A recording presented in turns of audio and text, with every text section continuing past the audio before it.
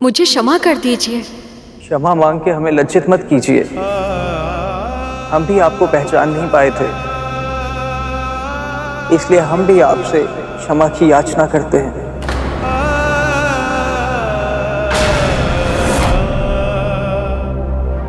आप तो अपनी माँ की आज्ञा का पालन कर रहे थे, इसलिए आप हमें क्षमा कर दीजिए। यदि हम सब ऐसे ही एक दूसरे से क्षमा मांगते रहे तो सारा समय तो ऐसे ही बीत जाएगा।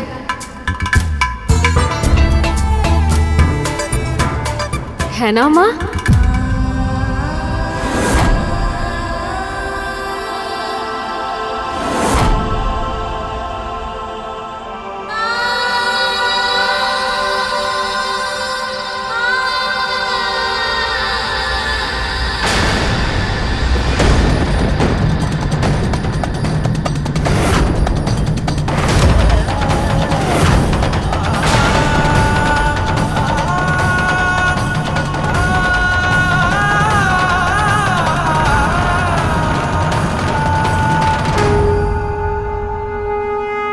पिताश्री, माँ को क्या हुआ? ये मुझसे बात क्यों नहीं कर रही? मुझसे क्रोधित है क्या?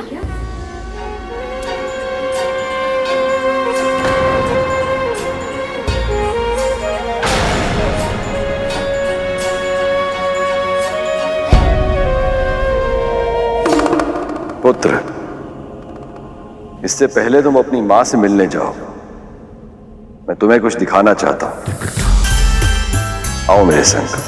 जी पिताश्री।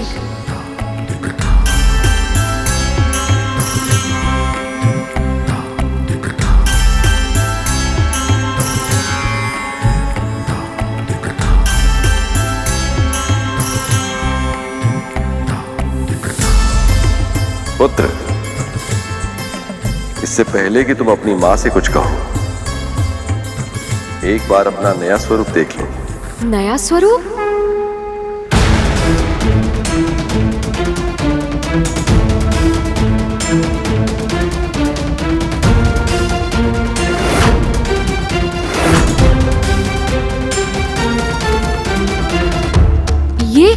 ये मुख?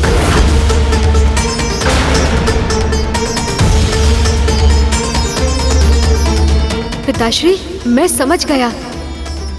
माँ को जो ममता मेरे पुराने रूप से थी, वो इस स्वरूप से नहीं है। उन्हें मेरा ये नया मुख प्रिय नहीं लगा है पिताश्री, इसीलिए तो उन्होंने मुझसे बात तक नहीं की। तुम्हारा मुख अवश्य बदल गया हो पुत्र, पार्वती का हृदय नहीं बदला, और ना ही बदला है हृदय में प्रेम। पार्वती अपने पुत्र से अथाह सीमित प्रेम करती हैं। मुख बदलने पर भी तुम हो तो पार्वती के ही पुत्र न। तुम देखना, तुम्हारी मां तुमसे और अधिक, बहुत अधिक प्रेम करेंगी। तुम्हारा यह नया स्वरूप उनके हृदय में सदैव के लिए समा जाएगा। और सत्य तो यह है पुत्र, अगर तुम भी विचार करोगे, तुम्हारा नया मुख पुराने मुख से कहीं अधिक उत्तम है।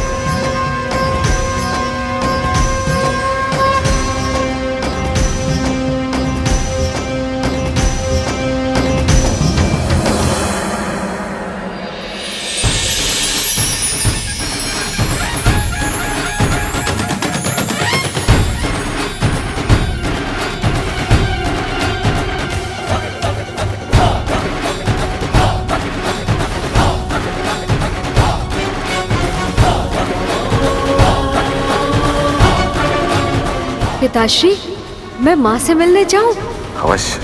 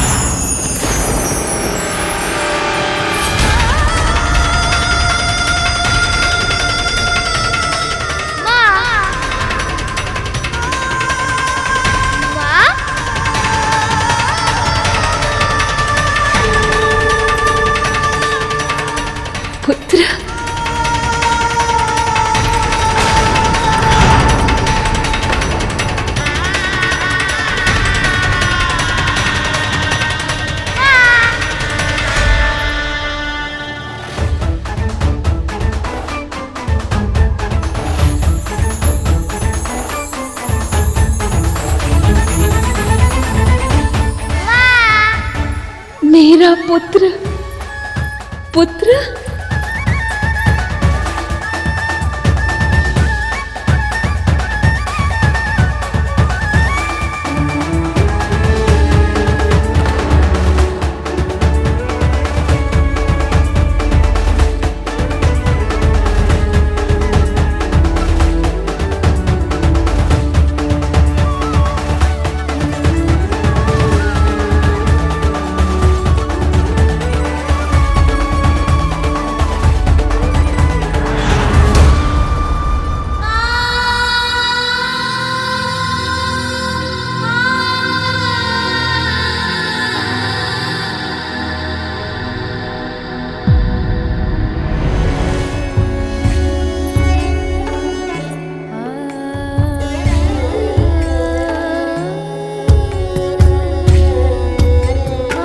कमल के पुष्प की तरह था वो खिला हुआ मुख। सरस्वती के आशीर्वाद से शब्द धारा प्रवाह बहते थे उससे। प्रेम से छलकती आंखें, सूतवा नाक, गालों पे नटखट स्वभाव की लाली। वो मुख सुंदरता की प्रतिमूर्त था। कैसे कैसे भूल पाऊंगी मैं उसे? कैसे स्वीकार कर पाऊंगी अपने पुत्र के इस नए स्वरूप को?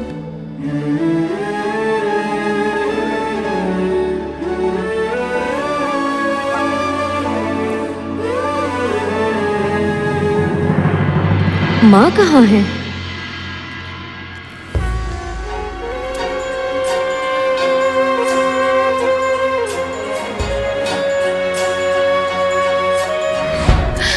बहुत थक गया होगा ना? चल तेरा हाथ मुंह धुला के तुझे भोजन करा देती हूँ। माँ तो मुझे बहुत प्यार करती थी।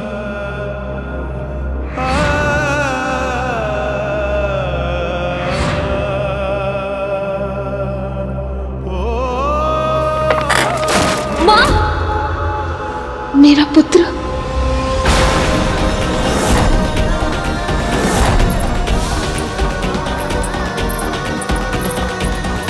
पुत्र, क्या हुआ तुम्हें? लगी तो नहीं पुत्र? पुत्र, क्या हुआ पुत्र?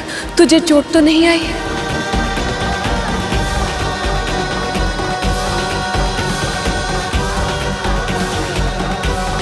जो चोट आपको लगी है माँ, उसके सामने ये चोट तो कुछ भी नहीं है, क्योंकि वो चोट आपको मैंने दी है।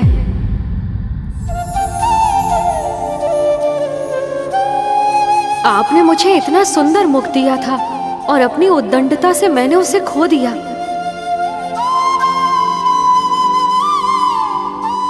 पर माँ, ध्यान से देखिए तो मेरा ये मुख भी कितना अच्छा है ना?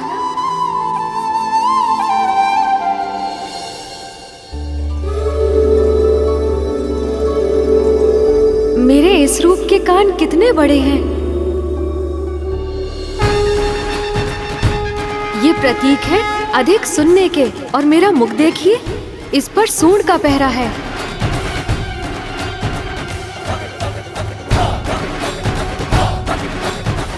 पहले कान बड़े नहीं थे और मुख पर पहरा नहीं था, इसीलिए मैंने किसी की बात पर ध्यान ही नहीं दिया। बिना सुने बस बोलता ही चला गया और परिणाम क्या हुआ?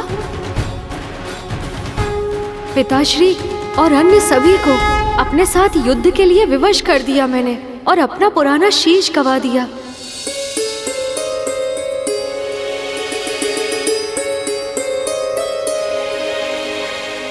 पर अच्छा ही है, कहते हैं अधिक सुनने और कम बोलने वाले ही ज्ञानी बन पाते हैं, है ना माँ?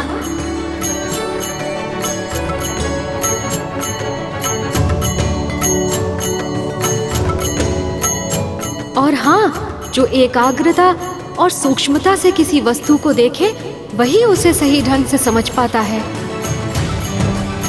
इसीलिए तो देखिए, मेरी ये नई आंखें सूक्ष्मता और एकाग्रता से देखने में पूरी तरह सक्षम है।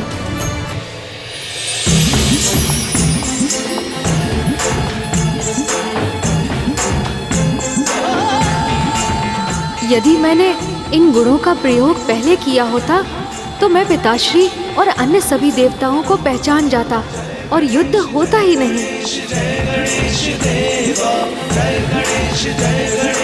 और सबसे अधिक विशेष तो मेरा मस्तक है माँ।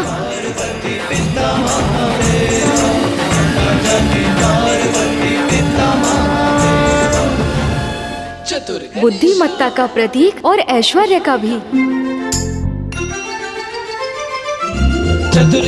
क्योंकि गज के मस्तक पर लक्ष्मी मामी श्री का वास होता है ना माँ? वैसे भी जहाँ बुद्धि होती है वहाँ सब कुछ अपने आप ही मिल जाता है। यदि ये मस्तक मेरे पास पहले होता तो मैं भी बुद्धिमानी से निर्णय लेता और किसी के साथ युद्ध नहीं करता।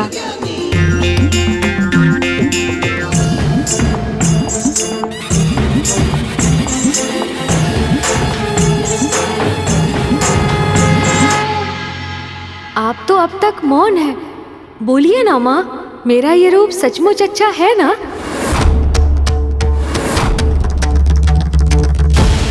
बोलिए ना माँ, मेरा ये रूप सचमुच अच्छा है ना?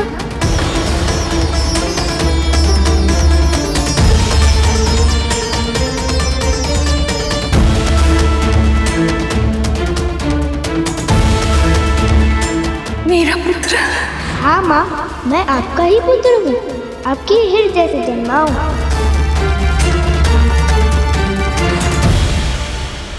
माँ बताइए ना, मैं अच्छा हूँ ना?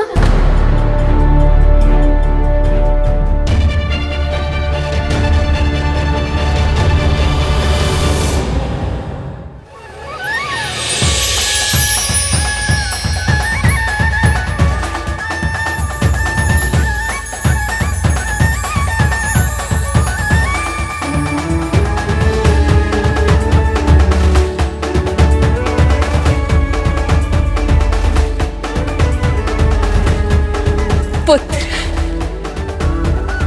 इस पूरे संसार में तुझसे अच्छा, तुझसे सुंदर और कोई नहीं है पुत्र।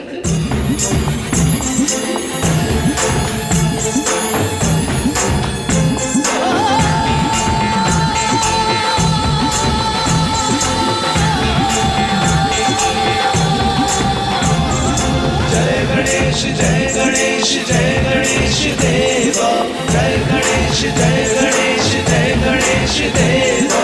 माता जाकी पार्वती पिता महादेवा, माता जाकी पार्वती पिता महादेवा, माता जाकी पार्वती पिता महादेवा।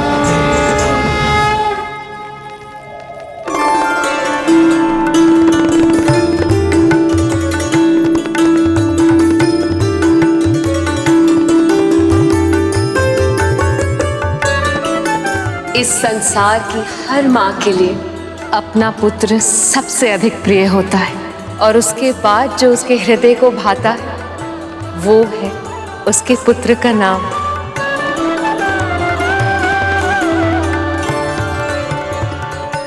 और इसीलिए आज मैं तेरा नामकरण करूंगी। तेरे इस गजमुख के कारण आज से तेरा नाम गजानन होगा। आज से तेरा नाम गजानन होगा। आज से तेरा नाम गजानन होगा। आज से तेरा नाम गजानन होगा। भविष्य में तुम विघ्नहर्ता बनोगे पुत्र। तुम्हारे होने से किसी भी पूजा अनुष्ठान और शुभ कार्य में कभी विघ्न नहीं आएगा।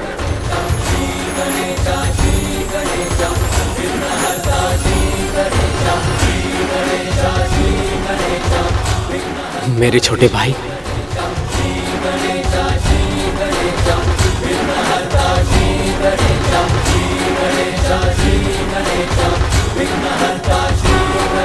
प्रणाम भ्राता।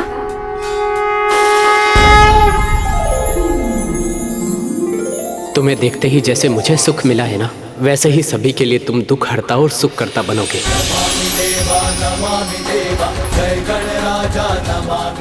पुत्र, तुम महान कार्य करोगे। जिसके कारण न केवल साधारण मनुष्य बल्कि देवता भी तुम्हारी पूजा करेंगे। प्रथम पूज्य बनोगे तुम। हाँ पुत्र, हम सबसे पहले तुम्हारा पूजन होना अनिवार्य होगा। और यही नहीं, मूलाधार चक्र के अधिष्ठाता देव भी तुम ही कहलाओ।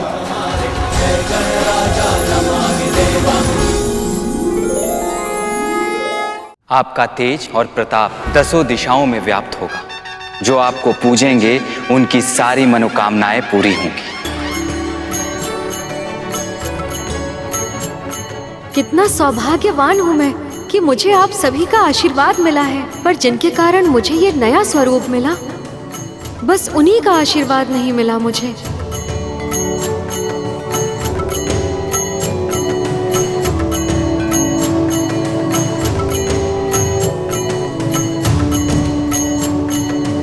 हे शनिदेव, कृपया मेरी प्रार्थना स्वीकार करें।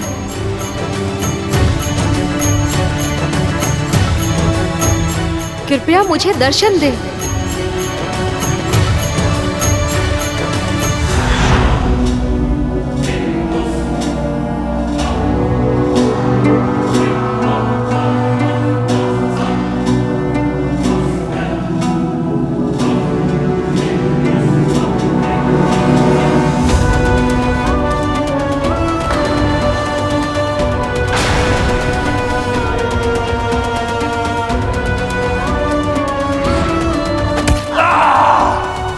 मुझे क्षमा कर दीजिए माँ।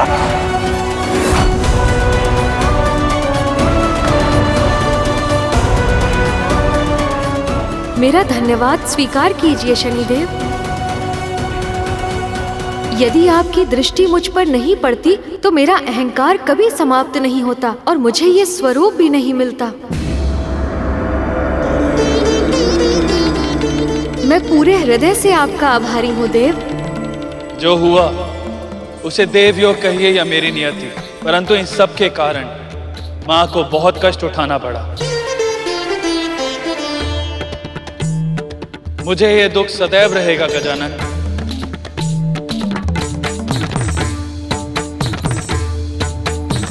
विधि के विधान से हम सब बंधे हैं शनिदेव। आपके पांव पर आघात करके मैंने आपको दंड दिया था। ये दंड अब मैं आपको सौंप रही हूँ शनिदेव।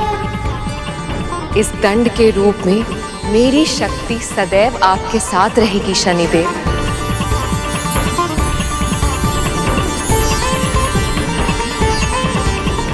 आज के बाद आप कभी निर्बल नहीं हो।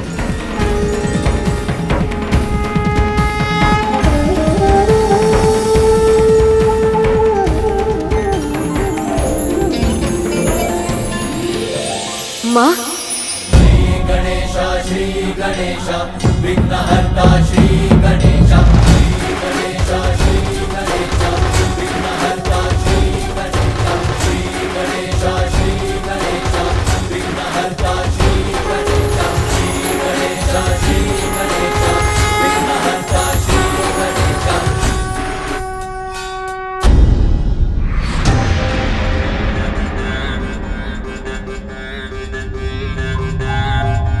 गर्व, तुम्हें ज्ञात नहीं प्रभु विष्णु ने तुम्हारे लिए कितनी बड़ी योजना की है।